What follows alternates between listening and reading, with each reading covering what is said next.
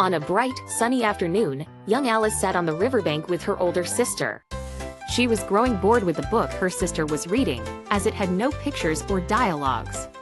Suddenly, Alice noticed a white rabbit, surprisingly wearing a waistcoat and holding a pocket watch, muttering to itself about being late.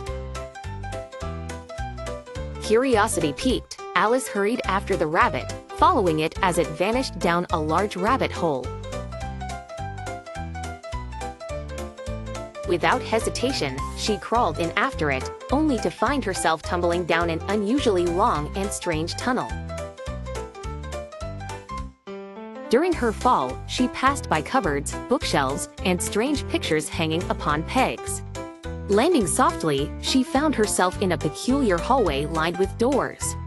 The rabbit had disappeared, but Alice's exploration led her to a small glass table with a tiny gold key.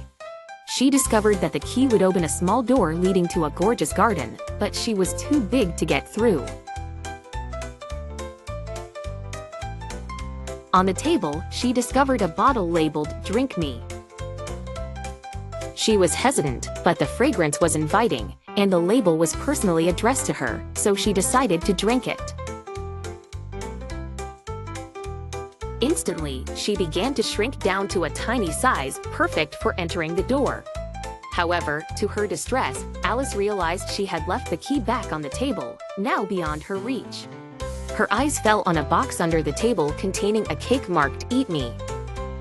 With a bite, she grew massively, filling the room.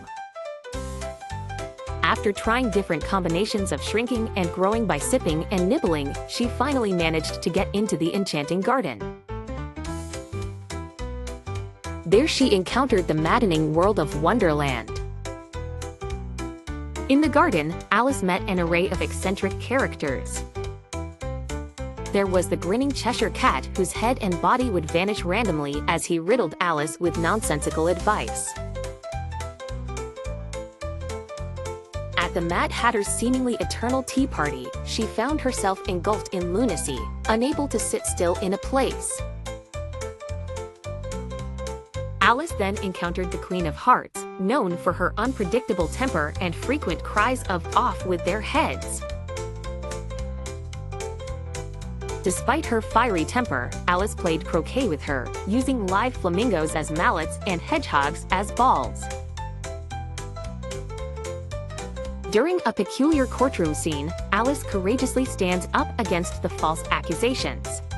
Gradually, the absurdity closed in on her, and she felt herself being drawn back into reality. Suddenly, she awoke back on the grassy bank. Alice realized her adventure through Wonderland was nothing more than a peculiar daydream.